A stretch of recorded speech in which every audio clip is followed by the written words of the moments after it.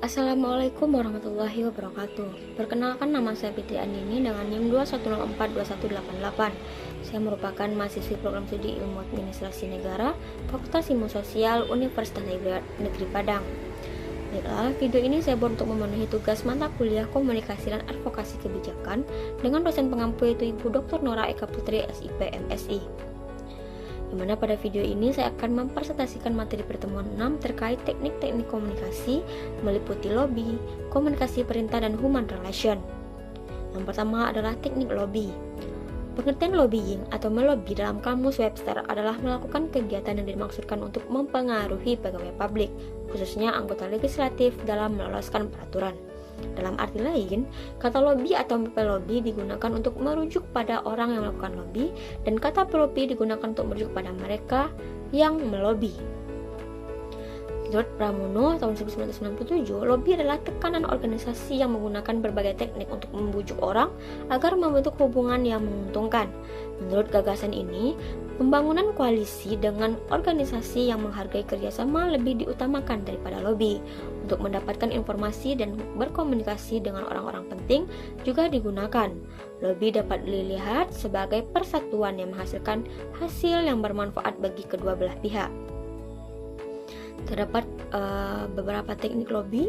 Yang pertama adalah buat agenda, yang kedua bisa dengan menggertak, dan yang terakhir adalah tetapkan tenggang waktu. Adapun ciri-ciri dari teknik komunikasi lobby, ciri khas dari teknik komunikasi lobby meliputi pendekatan yang berfokus pada pengaruh, interaksi langsung, pembentukan aliansi, penggunaan informasi dan hubungan, serta adopsi strategi yang adaptif terhadap lingkungan politik atau bisnis yang berubah-ubah. Teknik lobby biasanya ditandai dengan upaya untuk mempengaruhi keputusan pembuat kebijakan atau pemangku kepentingan tertentu dengan menggunakan argumen persuasif dan data yang relevan.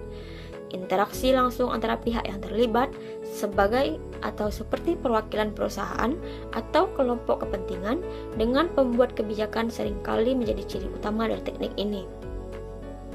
Selain itu, teknik lobby juga melibatkan pembentukan aliansi atau koalisi antara berbagai kelompok dengan kepentingan yang berupa untuk mencapai tujuan bersama. Penggunaan informasi yang relevan dari strategi berbasis hubungan, seperti memanfaatkan jaringan yang kuat, juga menjadi bagian integral dari teknik ini. Di samping itu, teknik komunikasi lobby seringkali harus dapat menyesuaikan strategi dan pendekatan dengan kondisi politik atau bisnis yang berubah-ubah. Selanjutnya adalah komunikasi perintah. Teknik dari komunikasi perintah merupakan cara kita mengkomunikasikan instruksi atau perintah kepada orang lain dengan menggunakan kalimat yang jelas dan mudah dipahami. Ini melibatkan penggunaan bahasa yang tepat dan langsung, serta menyampaikan pesan dengan jelas tanpa menyebabkan kebingungan atau ambigu.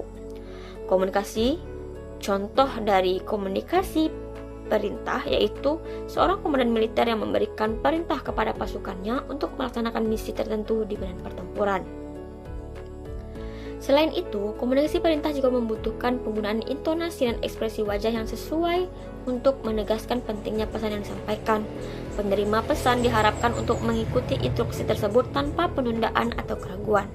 Meskipun teknik ini sering digunakan dalam situasi-situasi yang membutuhkan respon cepat atau dalam situasi yang memerlukan kepemimpinan yang tegas, penting untuk memastikan bahwa komunikasi perintah dilakukan dengan hormat dan tidak melanggar norma-norma komunikasi yang sopan. Selanjutnya adalah teknik komunikasi human relation. Hubungan manusia atau human relation yaitu hubungan manusia yang tidak hanya dalam hal berkomunikasi saja, namun di dalam pelaksanaannya terkandung nilai-nilai kemanusiaan serta unsur-unsur kejiwaan yang amat mendalam. Hubungan manusia dapat dikatakan komunikasi karena sifatnya action oriented yang mengandung suatu kegiatan di mana untuk merubah sikap, pendapat, atau perilaku seseorang. Teknik komunikasi perintah dalam konteks human relation menekankan pentingnya menyampaikan instruksi atau arahan dengan memperhatikan hubungan antar individu dan aspek-aspek kebersamaan.